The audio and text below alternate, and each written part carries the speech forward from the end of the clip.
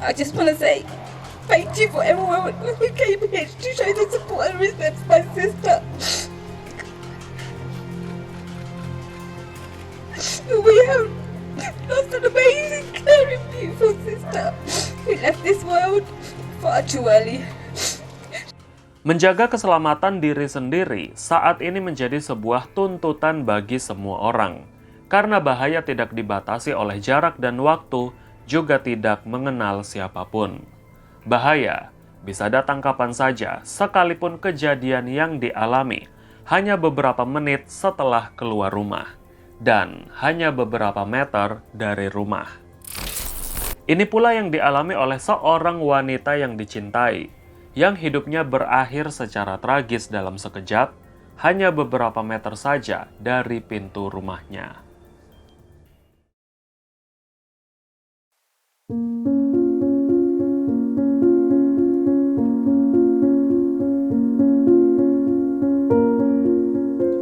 Kasus ini ditemukan di sebuah distrik sebelah tenggara kota London bernama Greenwich. Di sana pernah tinggal seorang wanita muda bernama Sabina Nessa yang berusia 28 tahun. Sebelum Sabina tinggal di daerah ini, dia dan keluarganya tinggal di Bedfordshire, sebuah county di utara London. Sabina dilahirkan dan dibesarkan di sana. Dia adalah salah satu anak dari 3 bersaudara dari orang tua berdarah Bangladesh yang bermigrasi ke Inggris untuk memberikan hidup lebih baik bagi keluarga mereka. Ibunya adalah seorang ibu rumah tangga, sementara ayahnya bekerja di sebuah restoran kecil yang menyajikan makanan khas India dan Bangladesh. Meskipun mereka hidup dalam ekonomi yang serba kekurangan, tapi kedua orang tuanya selalu memastikan anak-anak mereka tumbuh dan berkembang selayaknya anak-anak lainnya. Sabina sangat senang berinteraksi dengan banyak orang. Dia sangat supel dan rendah hati, yang membuatnya masuk ke University of Greenwich dan mengambil jurusan sosiologi setelah lulus dari SMA pada tahun 2011. Pada tahun 2014, dia lulus dari kuliahnya dan menerima gelar sarjana muda. Oleh sebab itu, dia kembali ke rumah orang tuanya di Bedfordshire untuk menghabiskan beberapa tahun dalam hidupnya sambil bekerja dan merencanakan masa depannya. Melalui masa inilah, dia kemudian bercita-cita ingin menjadi seorang tenaga pengajar. Dia juga bermimpi suatu hari nanti bisa mengajar di luar negeri. Untuk cita-citanya itu, gelar sebagai pengajar diperlukan. Dia pun mendaftar kuliah lagi di University of Bedfordshire dan lulus pada tahun 2020 lalu sebagai calon guru. Sebelum mengejar cita-citanya untuk menjadi guru di luar negeri, dia mendapatkan pekerjaan untuk menambah pengalamannya sebagai guru di Russia Green Primary School. Dan melalui pengalamannya inilah, Sabina menemukan gairahnya sehingga dia dicintai oleh murid-muridnya di kelas.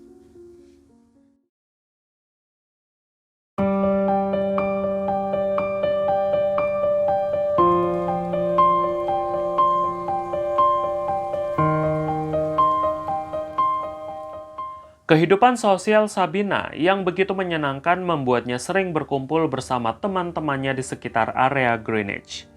Pada hari Jumat tanggal 17 September 2021, Inggris saat itu bersiap memasuki akhir pekan musim panas yang sangat dinikmati oleh warga di sana, termasuk Sabina dan juga teman-temannya.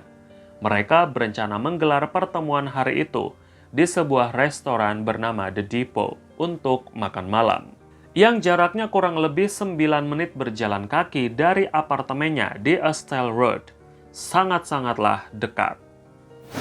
Sebagai seorang wanita, Sabina dikenal sangat hati-hati melewati setiap jalan di kota itu. Dia sering menghindari momen keluar sendirian di malam hari, dan jika terpaksa, Sabina akan memastikan dia melewati jalan yang cukup terang dengan lampu jalan. Ada 2 jalan yang bisa ditempuh dari apartemennya ke restoran The Depot.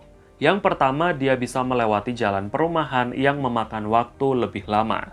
Dan yang kedua, dia bisa melewati sebuah taman bernama Cedar Park dan tembus ke jalan utama yang sangat ramai dan terang. Tapi, Sabina memang tidak pernah suka lewat dan berjalan di taman itu. Dia merasa tidak pernah nyaman kalau berjalan di sana karena kurangnya penerangan. Namun, Sabina agaknya terlambat dan sedikit terburu-buru, sehingga sekitar jam setengah 9 malam, dia memutuskan untuk berjalan kaki ke restoran The Depot dan melewati taman Cedar Park agar bisa sampai lebih cepat. Lagi pula, walaupun matahari sudah terbenam, tapi jalanan tampak masih agak terang. Sementara di restoran, teman-teman Sabina dengan sabar menunggu kedatangannya. Dia tidak pernah muncul pada malam itu. Setelah menunggu beberapa jam, Sabina tetap tidak datang. Tidak ada SMS ataupun panggilan telepon dari Sabina. Mereka juga tidak dapat menghubungi telepon Sabina. Sehingga pertemuan makan malam itu dilalui tanpa kehadiran Sabina Nessa. Tidak pernah terlintas di pikiran teman-temannya bahwa sesuatu buruk akan terjadi pada Sabina. Karena bagaimanapun juga tidak ada seorang pun yang menginginkan hal buruk terjadi. Apalagi, Sabina hanya membutuhkan waktu kurang dari 10 menit untuk sampai di sana. Sayangnya, asumsi mereka jauh dari kenyataan. Bahwa Sabina Nessa ditemukan tewas keesokan sorenya di taman yang dilaluinya.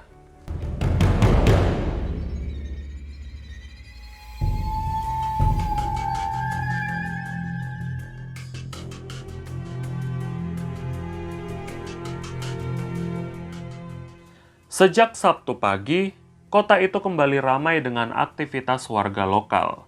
Ada yang jogging, menikmati matahari, bahkan sekedar jalan-jalan. Sore harinya, aktivitas warga masih berlangsung, termasuk di taman itu. Seorang wanita yang berjalan-jalan melewati Cedar Park dengan anjingnya sekitar jam setengah 6 sore, menemukan sesuatu yang mengerikan. Awalnya, dia memperhatikan bahwa anjingnya sangatlah gelisah dan seakan-akan mengajaknya untuk memasuki rumput yang sangat tinggi.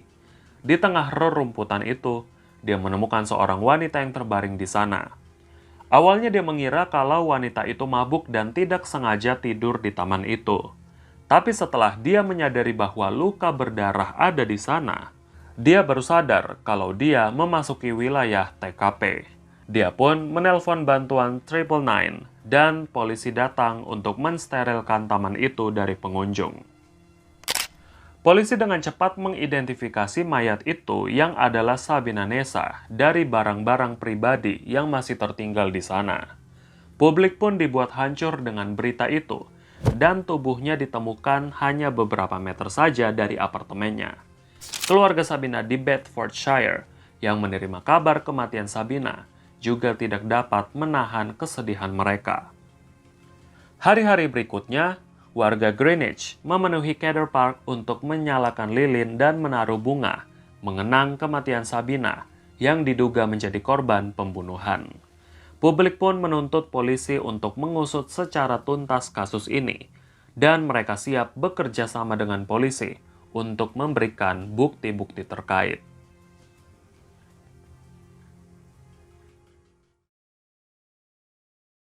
Warga lokal yang sudah berjanji untuk membantu mengungkap kasus ini kemudian beramai-ramai memberikan kesaksian dan juga mengumpulkan rekaman CCTV di sekitar lokasi pada hari kejadian. Upaya mereka ternyata tidak sia-sia, karena polisi langsung bisa mengidentifikasi seseorang yang dicurigai. Rekaman CCTV di area pertokoan yang tidak jauh dari Cedar Park merekam seorang pria yang berjalan di sana, melihat-lihat sekeliling, menutup kepalanya dengan hoodie, dan menghilang. Di momen ini pula, pria itu terlihat memegang sebuah benda yang tidak dikenal di tangannya. Rekaman kedua menunjukkan sebuah mobil lewat menjauh dari area pertokoan tadi, menuju ke area taman.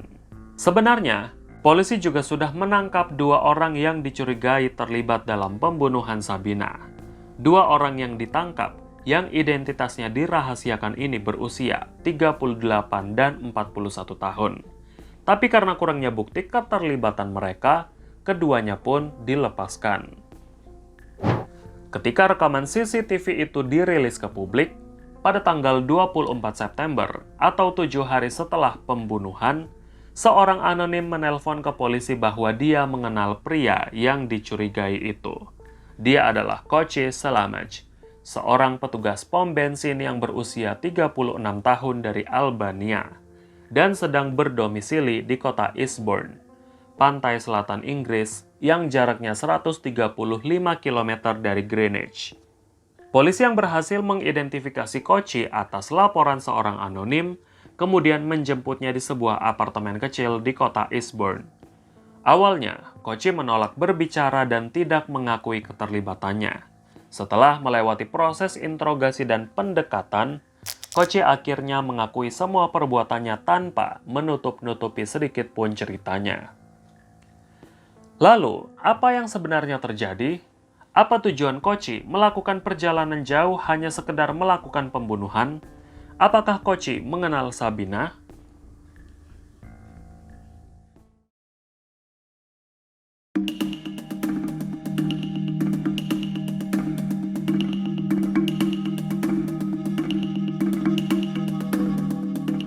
Pada hari pembunuhan Sabina, sebenarnya Koci yang tinggal di Eastbourne beberapa kali mendatangi The Grand Hotel, sebuah hotel mewah bintang 5 yang terletak di dekat pantai yang jaraknya hanya 5 menit dari apartemennya. Di hotel itu, dia beberapa kali bolak-balik dan memesan sebuah kamar. Staf hotel yang melihat Koci berkeliaran di lobi pun sangat gelisah. Karena selain Koci berkeliaran dan menunggu seseorang di sana, dia sering memperhatikan wanita manapun yang lewat, termasuk staf dan juga pelanggan hotel, yang membuat semua wanita di sana merasa tidak nyaman. Diketahui bahwa kedatangan Koci ke hotel itu untuk menemui mantan istrinya yang bekerja di sana, untuk mengakhiri perilaku aneh Koci. Yonela Gergison, mantan istri Koci, setuju untuk bicara dengan Koci di mobil mantan suaminya. Yonela pun sangat gugup menemui mantan suaminya, karena alasan perpisahan mereka adalah perilaku KDRT yang sering diterima olehnya, yang mana Koci beberapa kali mencekik mantan istrinya pada minggu-minggu menjelang perpisahan mereka. Disinilah motif kedatangan Koci untuk memesan kamar hotel sangat jelas. Di tengah percakapan, Koci lalu pindah ke kursi belakang mobil dan meminta mantan istrinya untuk berhubungan badan. Yonela yang menolak langsung meninggalkan mantan suaminya di mobil sendirian. Merasa marah karena ditolak mantan istrinya, Koci pergi dengan mobilnya dan tidak kembali lagi ke kamar hotel maupun kembali ke rumah. Rupanya, dia mengendarai mobilnya sejauh 135 km ke Greenwich, berharap menemukan wanita di jalan untuk bisa berhubungan badan dengannya. Namun, karena dia tidak bisa menemukan seorang pun, dia memarkirkan mobilnya di salah satu supermarket. Dan kamera CCTV menangkap Koci sedang berbelanja sebuah barang di sana. Koci lalu melewati kawasan pertokoan dan pergi dari sana dengan mobilnya menuju ke sebuah taman. Di sana, dia menemukan Sabina yang berjalan sendirian di tengah taman. Dalam kemarahannya, Koci seharusnya bisa menahan emosinya. Namun, dia malah melampiaskan semuanya kepada orang yang tidak bersalah kepadanya. Dia mengikuti Sabina dari belakang, dan ketika tidak ada orang, dia melancarkan aksinya dengan memukul Sabina menggunakan segitiga pengaman mobil hingga Sabina ambruk ke tanah. Dia menyeret tubuhnya ke dalam semak-semak dan menurunkan pakaian Sabina sebelum mencekiknya hingga kehabisan napas. Koci pergi dari sana seperti tidak terjadi apa-apa dan membuang segitiga itu ke sebuah sungai di tengah jalan. Dia pun kembali ke kamar hotel yang dia pesan di Eastbourne dan kembali bekerja keesokan harinya. Kematian Sabina sangatlah tragis. Penyebab kematiannya akibat pemukulan dan pencekikan karena kemarahan seseorang yang sangat memuncak dan dilampiaskan secara acak. Walaupun awalnya Koci menginginkan hubungan badan dengan mantan istrinya dan sempat menurunkan pakaian Sabina, tapi tidak ditemukan tanda-tanda pelecehan di tubuh Sabina. Kochi yang sempat mengakui semua perbuatannya tiba-tiba menyatakan tidak bertanggung jawab atas kematian Sabina di pengadilan perdananya. Dia pun menolak untuk berbicara di pengadilan. Dia kemudian dipenjara sampai Februari 2022. Ketika hari persidangan akhirnya untuk mendengarkan vonis digelar, dia menolak untuk datang ke pengadilan dan memilih tetap tinggal di dalam selnya karena tidak mau menghadapi keluarga Sabina di sana. Kochi lalu divonis penjara seumur hidup dengan hukuman minimal 36 tahun sebelum mengajukan pembebasan bersyarat. Dia pun bisa mengajukan pembebasan bersyarat ketika usianya 72 tahun. Kasus ini untuk kesekian kalinya menjadi kasus yang menyita perhatian masyarakat dan memicu aksi demo di kota London, menuntut kesadaran penegak hukum atas keselamatan para wanita yang berjalan-jalan di kota sendirian. Karena beberapa tahun terakhir, kota itu sepertinya sudah tidak ramah lagi bagi pejalan kaki perempuan karena banyaknya kasus-kasus pembunuhan perempuan di sana, termasuk kasus Sarah Everard, serta kasus wanita kakak beradik, Biba Henry dan juga Nicole Smallman. Semoga kasus serupa tidak pernah terjadi lagi dimanapun.